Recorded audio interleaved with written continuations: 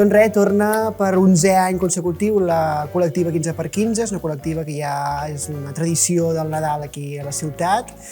Com a diferència, aquest any té un parell de diferències respecte al que s'ha anat organitzant altres anys. Un principal és que s'ha obert a gent que no és sòcia de l'entitat. Això ens ha permès sumar fins a 103 participants, és a dir, hi ha socis al Sant Lluc i gent que no ho és.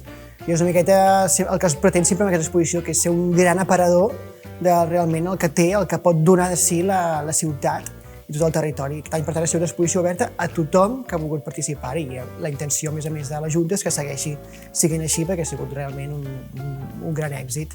I un altre canvi és que aquest any l'exposició funciona com a mercat d'art, és a dir, que qui compri la peça se l'emporta al moment. Altres anys sempre hi havia aquest problema de que s'havia de reservar fins a l'últim moment, llavors no podia ser un regal de Nadal. Aquest any no hi ha excusa, per tant, si algú compra una peça, se la pot emportar i fer que sigui un regal de Nadal, de Reis, per aquestes festes. És allò, l'excusa perfecta per venir, veure realment el retrat de la ciutat, del talent que arribem a tenir aquí i, a més, poder fer un regal de qualitat per a aquestes festes.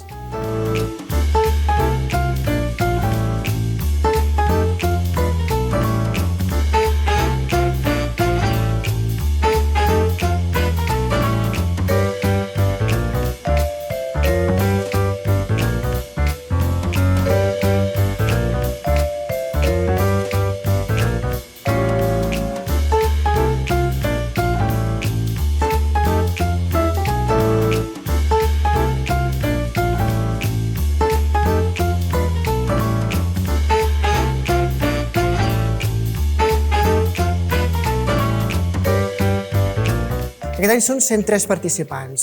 Hi ha de tot, hi ha des de, evidentment, pintors, hi ha gent que només es dedica a l'escultura que ha adaptat la peça a que fos en aquest format sobre paper, hi ha gravadors, hi ha dissenyadors gràfics, hi ha fotògrafs, etc. Hi ha tots els estils possibles, allò per tots els gustos, i fent aquest retrat realment de tot el que suposa la nostra ciutat i territori, perquè hi ha gent que és de fora de la comarca, etc.